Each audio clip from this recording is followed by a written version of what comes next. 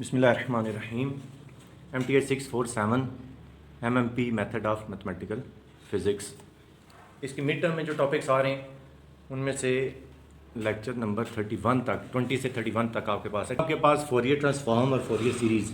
पहले हम trigonometric Fourier series को चेक करते हैं। अब इसमें जो बातें लेक्चर के दौरान मैं आपको छोटी छोटी बीच में बताऊँगा वहीं आपके MCQs होंगे, और शार्ट और लॉन्ग भी फोरियर से रिलेटेड जितने भी शार्ट लॉन्ग MCQs होंगे वो आपको इंशाल्लाह क्लियर हो जाएंगे। स्टार्ट करते हैं। Suppose F is a function defined on an interval -p to p, और ये ओपन इंटरवल है, क्लोज्ड नहीं है। -p to p लिख लें आप या -l to l लिख लें, वो आपकी अपनी चॉइस है।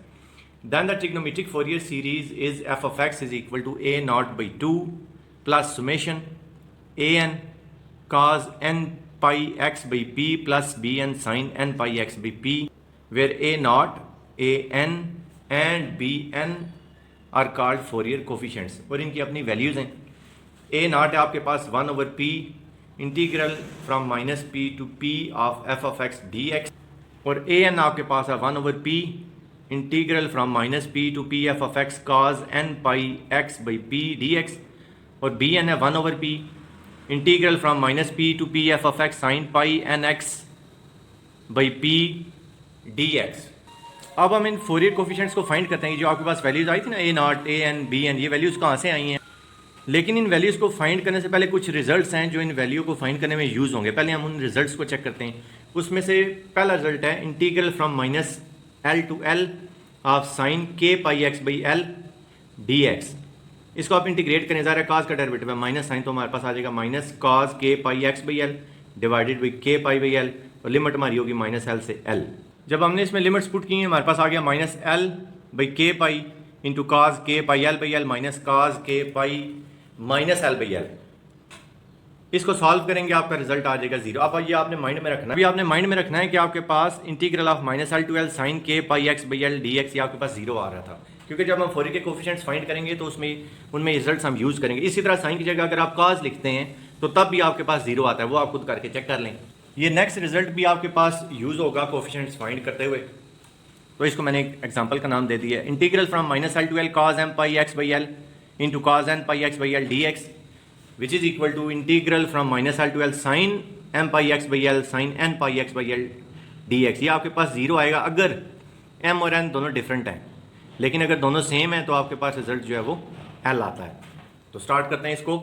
Integral from -l to l cos m pi x by l cos n pi x by l, इस लिंक को हम 2 से मल्टीप्लाई कर देंगे, 2 से डिवाइड कर देंगे, ताकि जो आपका FSC का ट्रिग्नोमेट्री वाला फार्मूला है 2 cos alpha cos beta is equal to cos alpha plus beta plus cos alpha minus beta वो यूज़ हो।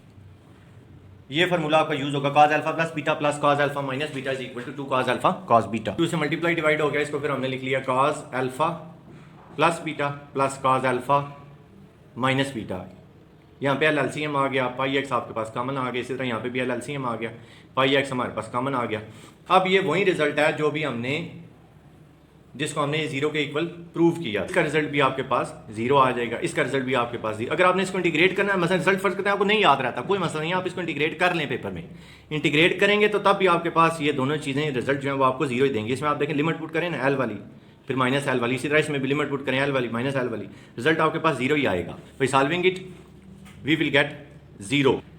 और अगर आपको from -l to l cos k pi x by l dx is equal to 0, similarly integral from -l to l cos m plus n pi x by l dx is equal to 0, and also integral from -l to l cos m minus n pi x by l dx is equal to 0, hence the result will be 0। cos वाला हमने check कर लिया 0 आता है, इसी तरह आप sign वाला भी चेक कर सकते हैं। Similarly integral from -l to l sin m pi x by l sin n pi x by l dx is equal to 0। अच्छा, अब हम चेक करते हैं कि अगर m और n दोनों इक्वल हैं फिर क्या होगा। पहले cos वाला हम चेक कर लेते हैं। तो जब ये m और n आपस में इक्वल होंगे, ये आपके पास आ रहा है स्क्वायर बन जाएगा cos square m pi x by l।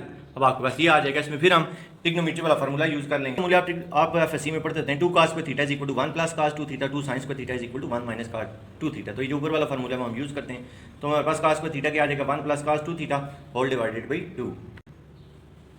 तो इसकी जगह हमारे पास आ जाएगा ये 1/2 बाहर आ गया, कांस्टेंट है 1 प्लस cos थीटा, क्योंकि अब ये हमारा थीटा है, तो 1 प्लस cos 2 थीटा हो गया। अच्छा, अब आप इसको प्रॉपरली सॉल्व करके भी रिजल्ट जनरेट कर सकते हैं, और अगर आपको जो ये लिंक याद है तो आप इसका रेफरेंस दे के इसको इक्वल टू 0 कर सकते हैं। We can also use integral from minus L to l cos k pi x by L D x is equal to 0। तो ये रिजल्ट तो आपके पास 0 आ जाएगा। यहाँ से आपके पास सिर्फ एक्स बचेगा। जब आप उसमें लिमिट पुट करेंगे तो एल माइनस माइनस एल वो आपके पास आ जाएगा 2l। तो 2 और ये 2 कैंसिल हो जाएंगे, रिजल्ट आपके पास l आ जाएगा। वरना अगर आपको रिजल्ट याद नहीं रहता तो आप इसको प्रॉपर्ली इंटीग्रेट कर लें। वैसे इसको प्रॉपर्ली इंटीग्रेट किया हुआ है, इंटीग्रल आप देख लें, चेक कर लें क्या है। ये 2l और 2 ये आपस में कैंसिल हो जाएंगे, रिजल्ट आपके पास आ जाएगा l। अब ये आपने माइंड में रखना है कि ये जो प्रोडक्ट है जिसमें या दोनों काज हैं या दोनों साइन है, अगर इसमें m और n डिफरेंट है तो 0 आएगा। लेकिन अगर m और n सेम है तो ये आपके पास जो आपकी लिमिट है वो आंसर आता है। मतलब कि यहाँ पे आप देखें ना माइनस पाई टू पाई, तो इसका रिजल्ट आपके पास पाई आएगा। एल की जगह कुछ भी हो सकता है, दोनों सेम होनी जरूरी। Similarly integral from minus L to L sine pi sine m pi x by L sine n pi x by L is also equal to 0। अब हम चेक करते हैं प्रोडक्ट वो वाला जिसमें ये दोनों डिफरेंट है। डिफरेंट से मुराद अब साइन काज है। देखिए पहले जो हमने चेक किया उसमें या दोनों साइन है या दोनों काज हैं। अब जो हम चेक कर रहे हैं उसमें एक साइन है और एक काज है। अब इसमें इंटरेस्टिंग बात ये है कि चाहे ये इक्वल हैं चाहे इक्वल नहीं है, दोनों सूरतों में आपका रिजल्ट 0 आता है। अब आप इसको याद कैसे रखेंगे? अगर ये दोनों डिफरेंट हैं और ये लिमिट भी सेम है, ये माइनस एल टू एल की जगह कुछ भी हो सकता है, माइनस पाई टू पाई, तो रिजल्ट आपके पास 0 आएगा। लेकिन अगर ये दोनों डिफरेंट होने की बजाय सेम है, मसलन दोनों साइन है या दोनों काज हैं, तो फिर उसमें दो ही सूरतें हैं, या रिजल्ट आपका 0 आएगा या रिजल्ट आपका l आएगा जो आपकी लिमिट है। अब इसको हम चेक करते हैं। Integral from minus L to L sine m pi x by L cause n pi x by L, इसमें भी हम वही फार्मूला यूज कर लेंगे। 2 से मल्टीप्लाई किया, 2 से डिवाइड किया, यह आपका साइन वाला फार्मूला बन गया। Sine alpha plus beta plus sine alpha minus beta is equal to 2 sine alpha cos beta. ये फार्मूला आपका यूज हो गया। इसको हम थोड़ा सिंप्लीफाई किया, हम यहाँ पे पहुँचे 1/2 integral from minus L to L sine m plus n pi x by L plus 1/2 integral from minus L to L sine m minus n pi x by L. अब हम देखेंगे कि m और n आपस में equal है तो क्या रिजल्ट आता है, इक्वल नहीं है तो क्या रिजल्ट आता है। अगर इक्वल है तो ये देखें m और माइनस n, तो m माइनस m बन जाएगा, ये तो 0 आ जाएगा, साइन 0 0, ये लिंक तो खत्म हो गया। यहाँ पे आपके पास m और m ऐड हो गया, आपके पास 2m बन जाएगा या 2n जो भी कह लें आप। तो ये जो सबसे पहले वाला लिंक था आपका, वो जो sine k pi x by L बनता था, वो आपके पास 0 आ रहा था। यही लिंक हम यहाँ पे यूज़ करेंगे तो ये रिजल्ट भी हमारे पास 0 आ जाएगा। उसको ये मैंने एक्सप्लेन कर दिए, क्योंकि ये लिंक हमारे पास 0 बन रहा है तो हमारे पास नेट रिजल्ट इसका आ जाएगा 0। अब हम देखते हैं कि m और n आपस में इक्वल नहीं है। If m is not equal to n, we will get 1/2 integral from minus L to L sine m plus n pi x by L plus 1/2 integral from minus L to L sine m minus n pi x by L D X. अब cos का derivative क्योंकि minus sign है, इसको integrate करेंगे, ये दोनों चीज़ें आपके पास आ जाएंगी। अब हम इसमें प्रॉपर्ली लिमिट पुट कर लेते हैं। अब देखिए जब लिमिट पुट करेंगे ये l और l कैंसिल हो जाएंगे, आपके पास आ जाएगा cos m प्लस n पाई।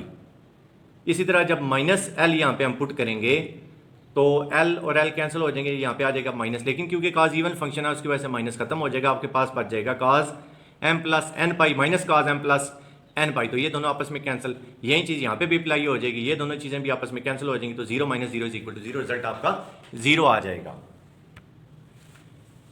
फाइनल रिजल्ट की तरफ अब हम बढ़ चुके हैं। ए एन बी एन और कैपिटल ए या जिसको आप A0B2 कहते थे, अभी हम उनकी वैल्यूज जनरेट करेंगे। तो पहले मैं ए एन की वैल्यू फाइंड करना चाहता हूँ। अब आपने माइंड में ये रखना है कि cos n pi x by l आ रहा है ए एन में, तो मैं इक्वेशन नंबर 1 को मल्टीप्लाई भी cos से ही करूँगा। जब आपने बी एन फाइंड करना है तो आपने मल्टीप्लाई भी साइन से ही करना है। पहले मैं ए एन फाइंड करना चाहता हूँ तो मैं इस इक्वेशन को मल्टीप्लाई कराऊंगा cos m pi X divided by L से। ये क्या है, cos n pi x by L, मैं मल्टीप्लाई कराऊंगा cos m pi x by L. और जब मैंने बी एन की वैल्यू फाइंड करनी है तो मैं साइन से मल्टीप्लाई करा दूंगा। Multiply equation number 1 by cos m pi x by L and then integrated from minus L to L. तो लेफ्ट साइड पे आपके पास सिर्फ एफ ऑफ एक्स था, वो बन जाएगा F of x cos m pi x by L, और integral आएगा माइनस एल से एल तक। राइट साइड पे आपके पास सबसे पहले ए आ रहा था, कैपिटल ए कह लें या A0B2 कह लें, आपकी अपनी चॉइस है। A cos m pi x by l integrate from minus L to l, और समेशन आ रही थी, और cos n pi x by l आ रहा था। अब ये देखिए मल्टीप्लाई हो गया, इसमें आपके पास sine n pi x by l आ रहा था, उसमें भी हमने मल्टीप्लाई कर दिया। अब जो भी हमने लिंक यूज़ किए, जो लिंक जनरेट किए, उसको अब मैं यूज़ करने लगूँ। मैंने आपको बताया था अगर ये दोनों डिफरेंट हैं तो चाहे m और n आपस में इक्वल हैं या नहीं है, रिजल्ट आपका 0 आएगा, यानी कि इसका रिजल्ट तो आपके पास आ गया 0। आप दूसरी बात देखें, अगर ये दोनों सेम हैं, यानी कि दोनों काज हैं, दोनों साइन है, फिर हमने चेक करना होता था कि m n के इक्वल है या m n के इक्वल नहीं है।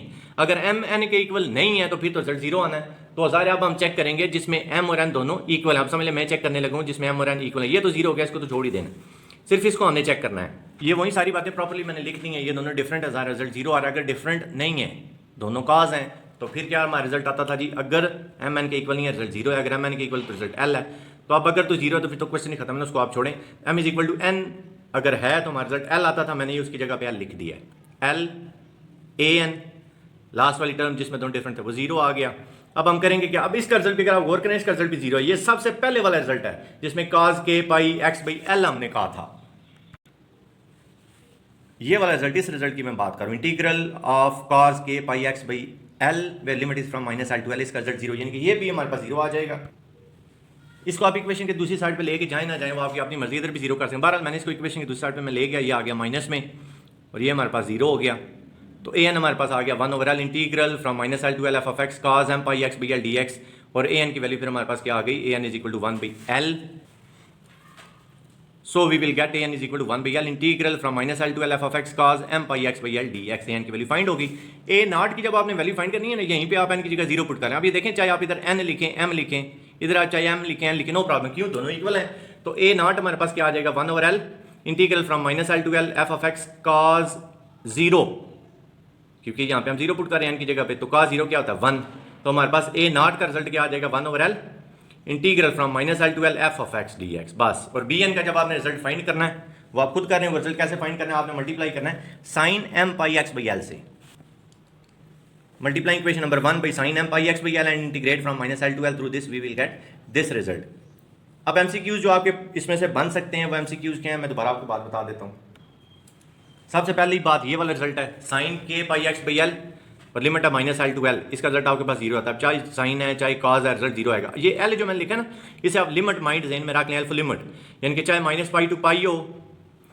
अच्छा, इसमें अब एक बात और भी है, माइनस पाई टू पाई की जगह 0 to 2 पाई भी हो सकता है। बात जरा गौर से देखें। अब ये लिमिट की जगह मैंने लिख दिया माइनस पाई टू पाई, ये दोनों लिमिट्स होनी सेम चाहिए, और ये माइनस और ये प्लस वाली, तो रिजल्ट जीरो। इधर माइनस 1 to 1 आए तब भी जीरो, इधर minus pi by two to pi by two आए तब भी जीरो। अच्छा, अब फर्ज करते हैं ये माइनस एल टू एल की बजाय यहाँ 0 to 2 एल आता है, तब भी रिजल्ट जीरो आएगा। उसकी रीज़न ये है, ये देखें जब आप माइनस 1 to 1 करते हैं, अब इसकी लेंथ देखें, 1 ये टोटल लेंथ आपके पास आ गई 2।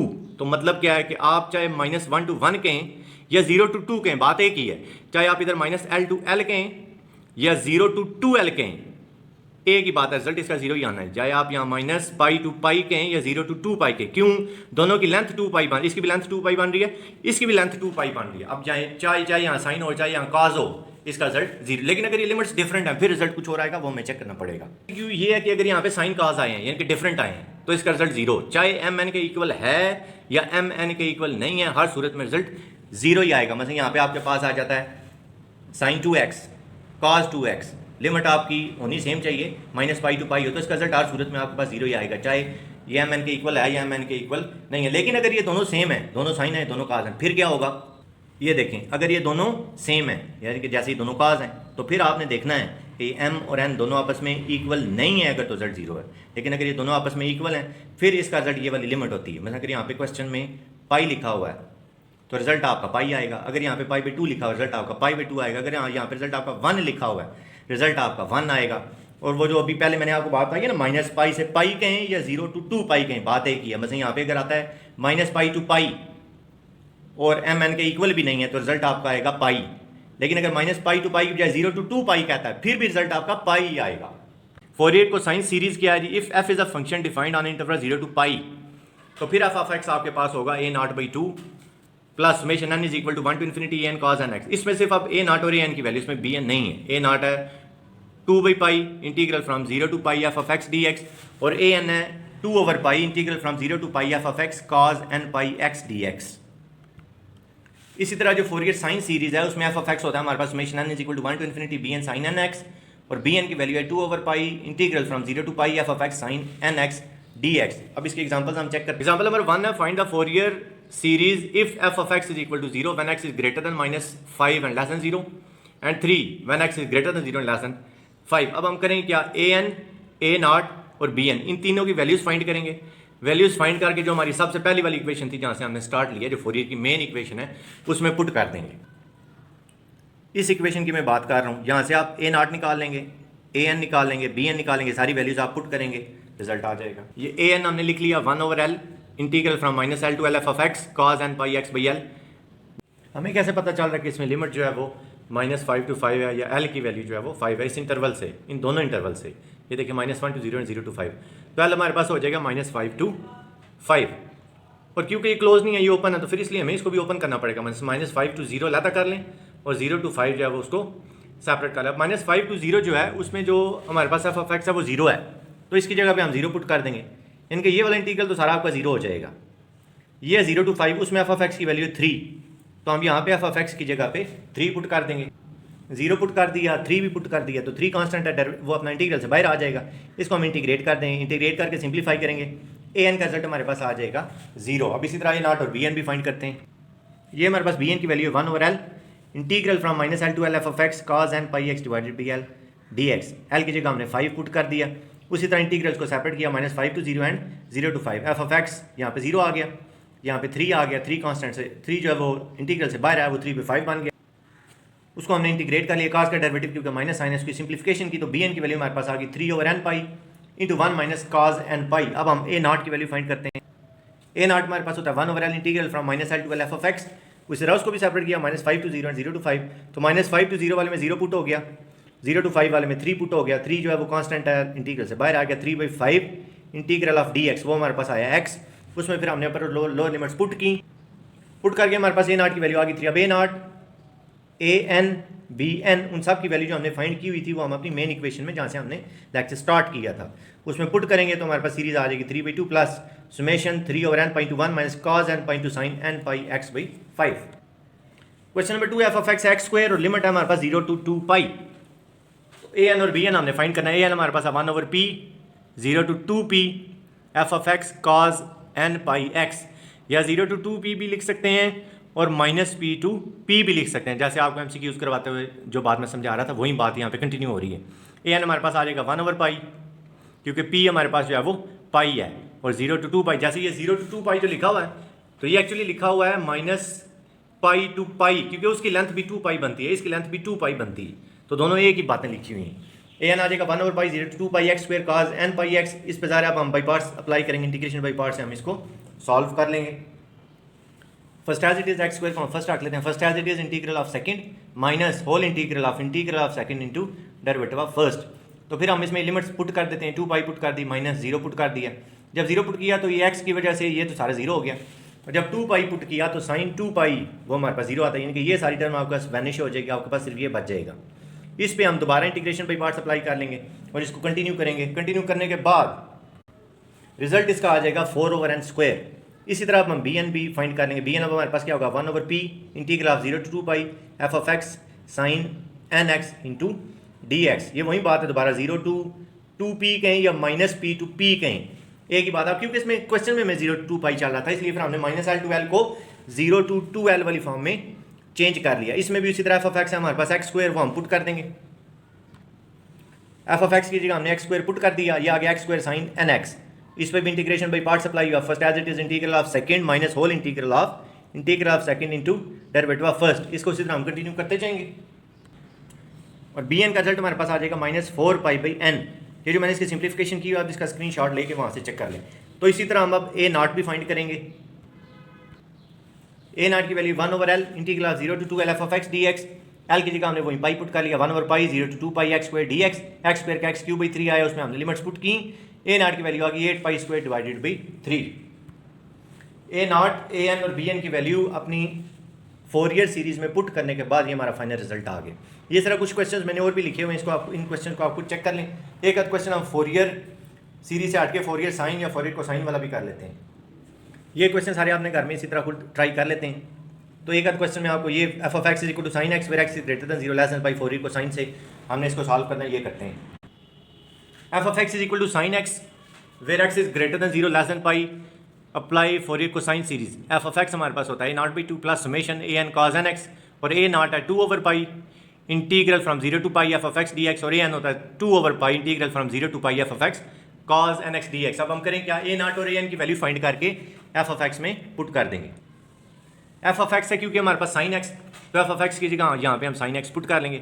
अब इसको 2 से मल्टीप्लाई डिवाइड करेंगे, फार्मूला बनेगा 2 sin अल्फा cos बीटा वाला, sin alpha plus beta plus sin alpha minus beta. ये हमारे पास जो रिजल्ट आ रहा है इसको, क्योंकि दरम्यान में प्लस है, इसको सेपरेटली हम इंटीग्रेट कर लेंगे। इंटीग्रेट करने के बाद हमारा रिजल्ट क्या आएगा वो देखते हैं। हमारे पास आ जाएगा -1/पाई cos x plus n x whole divided by 1 plus x और लिमिट आएगी 0 to पाई। इसी तरह ये आ जाएगा -1/पाई cos x minus n x divided by 1 minus n और लिमिट आ जाएगी 0 to पाई। इसमें जब हम लिमिट्स वगैरह पुट कर लेंगे, लिमिट पुट करने के बाद हमारा रिजल्ट क्या आएगा वो देखते हैं। ए एन की वैल्यू हमारे पास आ जाएगी 2 × 1 plus cos n pi whole divided by pi × 1 minus n square. ये इंटीग्रेट आप इसको खुद कर लें, सिर्फ स्क्रीनशॉट ले लें और चेक कर लें कि जो इंटीग्रेशन आप कर रहे हैं वो ठीक है नहीं ठीक। तो ए एन और ए नॉट का जो रिजल्ट आया वो हम अपनी मेन एफ ऑफ एक्स वाली इक्वेशन में पुट करते हैं। ये नॉट का सोल्यूशन है, a naught is equal to 2/पाई integral of 0 to pi sine x. तो साइन क्योंकि कॉस का डेरिवेटिव माइनस साइन सिंप्लीफाई कराइए आ गया 4/पाई। तो ए नॉट और ए एन की वैल्यू आप एफ ऑफ एक्स में पुट करें वो आपका नेट रिजल्ट आ जाएगा। अब हम चेक करते हैं कि हीट इक्वेशन, वेव इक्वेशन और लैप्लास इक्वेशन, इनको method of separation of variable वाले मेथड से कैसे सॉल्व करेंगे और इन पे फोरियर सीरीज अगर अप्लाई करें तो फिर इनका सोल्यूशन किस तरह का आएगा। और एसएल सिस्टम जो है उसको भी देख लेते हैं। और पार्शियल डिफरेंशियल इक्वेशन जो फर्स्ट ऑर्डर है, सेकंड ऑर्डर है, उनके सिंप्लीफिकेशन, उसमें से पॉसिबल एमसीक्यूज, उनके लॉन्ग और शॉर्ट आंसर क्वेश्चन जो बनते हैं वो नेक्स्ट वीडियो में आपको मिल जाते हैं इंशाल्लाह।